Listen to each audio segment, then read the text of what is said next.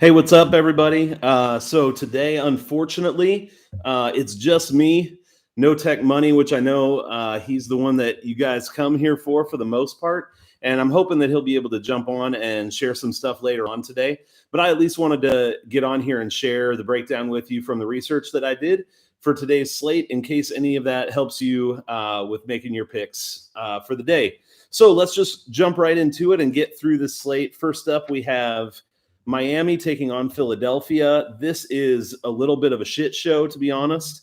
Lots of people out. Butler, Adebayo still out. Hero is a game time decision. By the time you see this, maybe he's already out. Embiid and Curry are game time decisions. So this is one that you're going to have to watch and see what happens with these guys who are maybe out. I know Embiid sitting kind of screwed people over the other day who were in on Philadelphia, and that definitely has the chance to happen again today. So make sure you're watching that. In terms of how these two teams match up, one of the things that I'm looking at here is both these teams play at an incredibly slow pace. So Philly plays around 95.63. That's last in the league. Miami's fourth from last in the league, so they play around 95.89. So both super low pace. And that means this game's likely to be low scoring. The over-under is already set at like 206.5. So I'm not sure there's a lot of value to find there. The bookies obviously know what to do with that. A couple key stats that I'm looking at. One is Miami's rebounds. So when Miami has over 40 rebounds, they're 12-4. And since Adebayo and Butler have gone out, they're 2-0 when they have that many rebounds. When they have 40 or less, they're 4-8, and they're 2-5 since Adebayo and Butler went out. Philadelphia only allows 32.5 rebounds a game. But they have allowed over 40 in 3 of their last 3 and 8 out of the last 10. So a little bit conflicting stats there, but it would just say that lately Philadelphia hasn't been rebounding well, and that's really a key for Miami. And so I kind of like Miami to potentially stay in this game. The other thing I'll say is I'm not the trends guy. That's Tech, and hopefully he'll be able to get some stuff out on trends later. But the few trends that I did look at look positive for the over here. And I think it is something we could consider just because this total is so low, and maybe even like it more if Embiid's out. Maybe it speeds up the game a little bit, but it's probably not something I'm going to mess with personally. So that's Miami and Philly. Let's move on to Atlanta and Orlando. These are two teams who, well, Orlando has sucked pretty much all year, though they do have some nice young pieces that are pretty fun to watch. Atlanta, on the other hand, has been totally up and down, playing well at home, playing well away, playing poorly in both places. In their last 5 away, Atlanta's actually been scoring the ball pretty well. They've had 121, 114, 132, 124, and then they had a 96.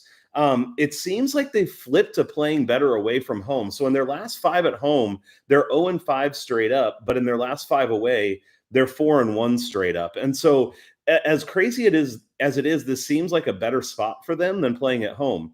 Orlando's kind of the other way. You know, if you've been paying attention to Orlando, they at least score much better on the road than they have at home. 101.4 is their average for the season, but they only average 95.9 at home.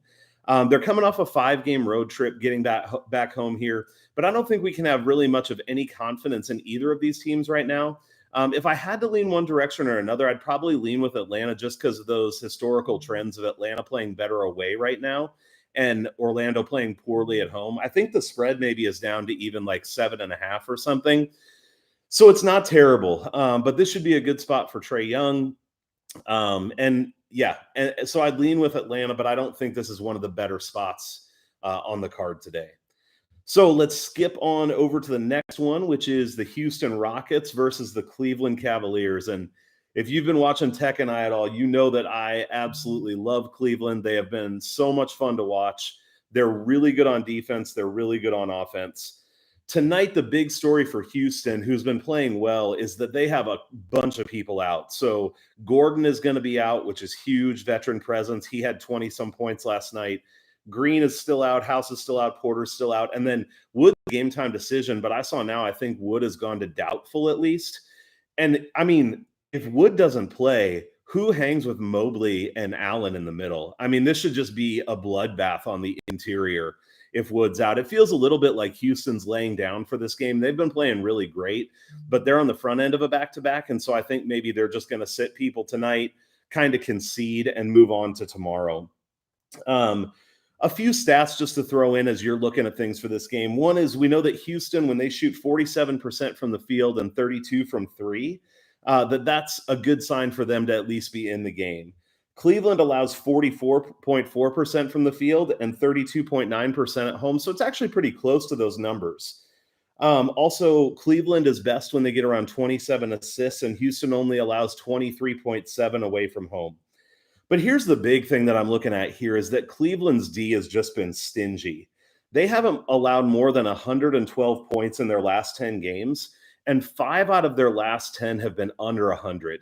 So you get a team that is playing some of the better defense in the league going against a Rockets team that's going to sit half their team, including Wood and Gordon. And I just can't imagine the Rockets scoring a lot of points here. It basically comes down to Tate, and I don't think he's going to be able to produce those kind of numbers by himself. The Houston offense has scored 114 or more in 8 out of their last 10. But again, we're getting a different roster tonight than we've had. If this was a full Houston roster, I think this could be an interesting game. But I just don't think Houston's going to score. So I think the line started out a little more favorable here. If you were on the Cleveland side, I think it started at maybe -8 or 8.5. Last I looked, I think it's up to 9.5. I honestly still lean that direction. Cleveland's kept the pedal down pretty well this year. And so Cleveland minus the points here is a spot that I like. As we often talk about, Tech and I on the stream, you can look for a live spot too. Maybe you get a little bit better line, but I think this is a good spot for Cleveland given the situation. Next game, we're going to my nemesis, the Dallas Mavericks, who have screwed me 2 games in a row. But tonight they take on the Los Angeles Lakers.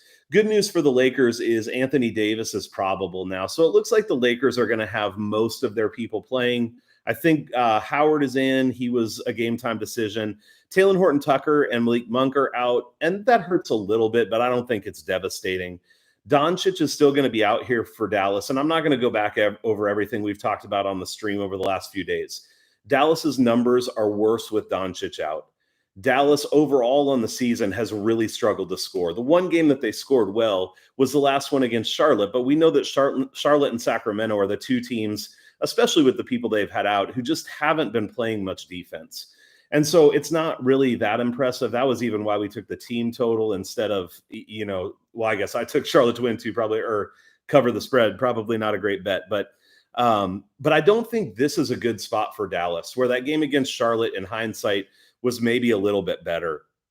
The Lakers have the size to be able to compete with Dallas, to be able to guard Porzingis in particular, who's probably their main offensive threat. And the Lakers have been playing a little bit better. Without the Memphis game where they really got shut down, but who hasn't gotten shut down by Memphis? Since LeBron came back, they've scored 116, 112, 100, 121, and then 108. So the Lakers are really scoring the ball pretty well, and they have allowed it mostly in that like 106 to 115 range. So they are allowing some scoring, but again, they're going against a team tonight that without Doncic scores 8 points less a game than they do with him. Their average is 98.5. It's under 100 points a game. I mean, even if the Lakers give up 105 here, I really like their chances to easily win the game, not only cover the spread. So the 2 games that Dallas won, the last 2, Oklahoma City and Charlotte, both of them really have no size. And one of the key stats there is that they had 50 and 54 rebounds in those 2 games. That was their second and third most all season. And that was a key reason why they won the game. They're not going to be able to do that against the Lakers. The Lakers allow about 47 rebounds a game, but they have the size to go up against the Mavericks here. So I definitely lean toward the Lakers here. I like them to win the game. And there was a spread out there where they were +1.5. I think they might be -1.5 now, but I like them in both cases. All right, on to Indiana and Milwaukee. And this is another game, man. We're getting hammered with the COVID stuff right now. Giannis is out. Wes Matthews is out, which I don't know that matters a lot. Dante DiVincenzo was just supposed to come back, and now he's out again. Cousins is out for personal reasons. Lopez is still out. And Middleton, though it sounds now like there's a good chance he'll play, he's a game time decision, and he did have that knee tweak. So who knows how healthy he's going to be. This was one where, again, the few trends that I looked at did lean toward my Milwaukee pretty strong. And I probably would have leaned that direction. But man, now with all these people out, it's hard to take much out of that. Indiana's been playing well recently. They lost to Golden State by 2, but they won 3 in a row before that. So Indiana's a team that's pretty hot. When Milwaukee gets 50 rebounds, that's a key number for them where they tend to win and tend to score really well. But Indiana only allows 41.85 rebounds away. So again, I don't think this is a great matchup. I think Milwaukee now, just having Portis inside basically, is going to struggle with Indiana's size. And Giannis has 11.6 rebounds per game. Portis has 5. That's the next best.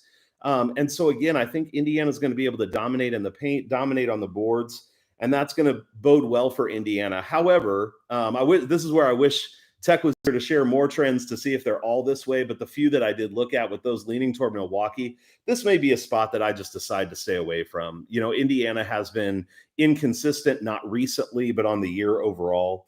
And so, yeah, this is a spot that I may stay away from, but I think based on the rosters that are playing, Indiana's probably in a good spot here. On to the burner of the night, the Pelicans and the Thunder. Not an awesome game, not two awesome teams, but it may not be a terrible spot. So the Pelicans have been scoring a little bit better overall, not every game, but they have scored in their last 5 away, 97, but then 108, 107, 123, and 105.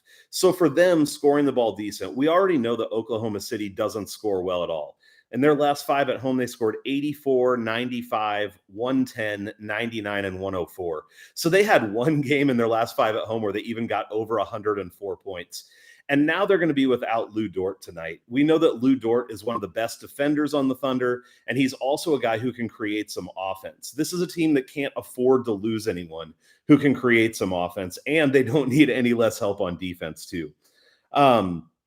One of the big things, if you go back and look at 2021 for how Lou Dort being out affected the Thunder, is that their defensive rating with him was 112.1, but without him, it was 121.8. So almost 10 points worse when Dort didn't play on the defensive end of the ball.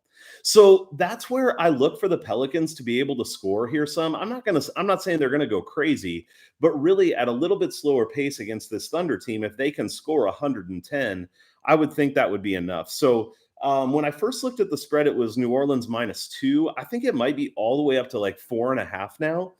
I can't say that I hate it still. There's just still not a lot to like about the Thunder. And so I would lean toward the Pelicans here, especially with Dort out.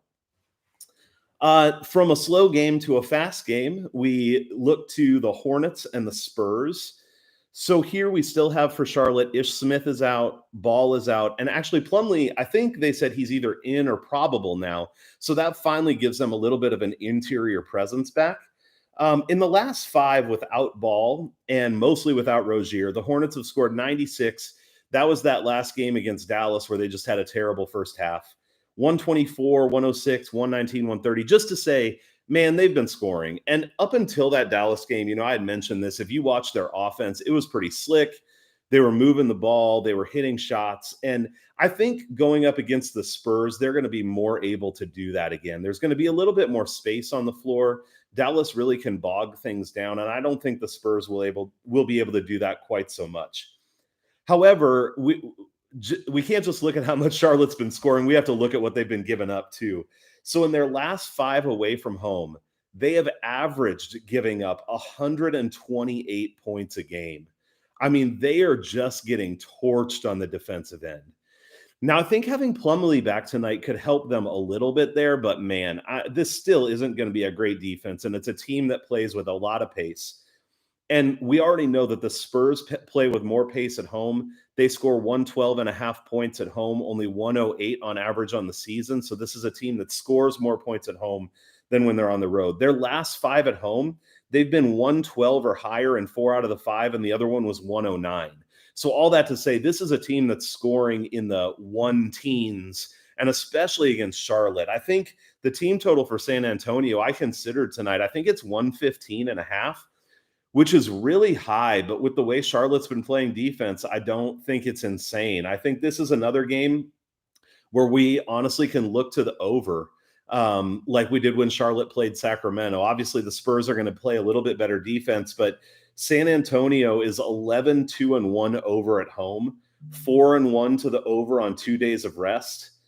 Charlotte is 9-3-1 to the over after a loss. And they're 9-8 away, so about 50-50. But all that to say, like, there's some good in-season trends here that point to the over. And the way these teams play defense, Charlotte in particular, I think it points to the over. Charlotte's allowed 45% from field goal range or better in 9 straight games today, or 9 straight games. And in the last 10, whenever San Antonio shoots over that 45% mark, they've scored 112 or higher. And most of those games were with teams who played with very slow pace. So San Antonio scoring 112 or better when there's not much pace in the game. Imagine when we add in some pace. Again, I think that 115.5 as a team total for San Antonio is not out of the question. And I do like the over in general here. Next game is Minnesota and Denver. The big thing here is, does D'Angelo Russell play? I talked about this yesterday with Tech on the stream, that Minnesota is just a different team with or without Russell. Again, the few trends that I had that I looked at definitely lean toward Minnesota against the spread here. And I think if D'Angelo Russell is in, that's not a bad look. However, if he's out, that's going to be a little bit rougher. Denver does play good defense at home historically. They give up 99.4 points a game. Their defensive rating at home is 104.7. That would be number 3 in the league. And when you look at how Minnesota has done against top 6 defensive teams in the league, it hasn't been good. They're 0-8. And 2 times they've scored 110 or more, 2 times under 100. And then most of the time they're in that 100 to 110 range, average of 102.8. So I would look for Minnesota to struggle to score over 110 points in this game, especially if Russell is out. I think they will definitely struggle to score points if Russell's out of this game. So one of the things that I looked at here, and I don't know the line now, but when I looked earlier today, Minnesota's team total was at 108.5. And so again, especially if Russell doesn't play, I don't hate that look of potentially Minnesota under that 108.5. And if Russell does play, I would look potentially at Minnesota against the spread here. All right, we got 3 games left. We're through all but 3. A little bit bumpier without Tech guiding the way. You realize doing this yourself, how good of a job he does kind of guiding things, but we're getting through it. So the Clippers versus the Jazz is the next game up here, and Batum and Paul George are game time decisions. Again, you could go check. I haven't checked in the last half hour, so that may have changed now. But the 2 away games the Clippers have had in December, they scored 99 and 102 points. This is just another team that does not score the ball well, and especially if Paul George is out, I think they really struggle with that. And they're going up against a team in Utah that's really hot right now. The Jazz have been playing really well. In their last 5 at home, they had a game where they scored 137. They've been in the 120s twice, and then 118 and 119 in terms of scoring. And when they scored 118, that was actually against Memphis, who we're going to get to here in a second. But Memphis has been like the best defensive team in the league in the last couple weeks, and they scored 118 points against them. So the Jazz, it just seems like it doesn't matter who they're playing, they're scoring points. Also, the Jazz are on 3 days of rest right now, so they've really been able to get rested up, and they're 3-1 against the spread when they have 2 or more days of rest. The Clippers have lost 6 straight at Utah, so they haven't done well there recently. And then, Utah's on a 7-game win streak. We kind of talked about that already. Now, again, the few trends that I had here, just trying to point those out, even though it's not my specialty, those actually did lean toward the Clippers. And so, again, this may be a spot that I stay off of just because the spread is so wide. At 9.5, a Clippers team that can play some defense. Maybe Utah has a little bit of a down night coming back from the long layoff. So I don't love it at the current spread, but I definitely like Utah to win the game here. On to maybe one of my favorite, probably my favorite team right now to talk about, and that's the Memphis Grizzlies. They play at Portland tonight, a team that is kind of in shambles and hasn't been playing well, though they did get Dame Lillard back. But man, I just got to talk about this Memphis defense again. I just can't get enough. So the 9 games without John Morant. And when I do this again, I'm taking out that beatdown of the Thunder just so we don't skew the numbers too much. But even taking out that game where they played the Thunder, they have allowed 96 points per game on average. That's insane over that span of games. Their defensive rating over that span is 98.1. The best defensive rating in the league this year is the Warriors with 100.7. So they're 2.5 points. I mean, I get that's for a whole season, and this isn't. But just saying, over this span of games, they've been 2.5 points better on defense than the best team in the league. Rebounds, they're averaging 49.5 rebounds a game. Milwaukee is number 1 in the league, averaging 47.6. So they're outpacing the best team in the league on rebounds by 2 rebounds a game. And it hasn't just been their defense. They've actually been really solid on offense too. They've had a 111.1 offensive rating. That's the same as Milwaukee's offensive rating, which is number 6 in the league. So Memphis is just a team that's firing on all cylinders right now. And I know we're not supposed to talk about this stuff, but I am starting to wonder in the short term, are they a better team without John Morant? I mean, you can't really argue it, at least defensively, based on the numbers. So this is a team that I keep waiting for them to let down, and they keep not letting down. They go to play a Portland team tonight that does have Dame Lillard back, and absolutely he can play some offense, but this will not be the best team that they've played in this span by any means. They should be able to at least slow Dame down with the kind of defense they've been playing, and Portland's defense is not great. And so I think Memphis is going to be able to handle themselves on offense. Really, Nurkic is the only size the Blazers have, so I think Memphis should go off in the rebounding category here again. And this is honestly one of my favorite plays of the night. Unless Memphis really lets down, I think this is a smash spot for them. Definitely preferred the line when it was closer to a pick 'em. I think it's -3.5 now. I honestly don't hate it even there. I do think you could wait and see if live you could get something close to pick 'em, because, you know, that could happen with the volatility that there is. But man, I love this spot that Memphis is in tonight. All right, on to the last game of the night, and I actually have very little to say about this one. I looked up some, but it just wasn't super compelling to me. It's the Washington Wizards and the Sacramento Kings. Again, the few trends that I have lean toward Sacramento here. Washington is 4-11-1 against the spread away from home. They're 8-11 on one day of rest. Sacramento is 4-0 on 2 days or more of rest against the spread. Only 5-8 at home. So, I mean, that's 4 games. I don't want to take too much out of that and say that Sacramento is some kind of lock here. Sacramento has played a little bit better defense at home. Washington scores a little bit less on the road, but we're talking about a couple points either way. I do keep waiting for Sacramento to maybe get the rotation figured out. I heard that Alvin Gentry was talking about shaking things up again. I don't know if he can find a combination of players on this team that are going to be able to play better defense and make them respectable.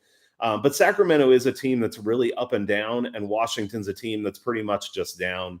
So if I had to lean one way or the other, especially with the few trends, again, that are out there, I would lean a little bit toward Sacramento here and hope that they make some lineup changes that help them to get things figured out. But this is a game that I will pretty much stay away from. It's one of the late games, and I've got a couple other good late games going on where I don't need to watch this one. So anyway, that's the information that I had for today, the stuff that I looked up. I hope something in there was helpful to you. You can follow me on Twitter at NBA Attack. It's just NBA1A Attack. Also follow Tech Money on Twitter as well, as maybe he'll be putting out some of the trend information, and we've mostly been doing these shows together and trying to find good spots together. I hope you find some good spots tonight. And as he always says, stay green, and we will see you later.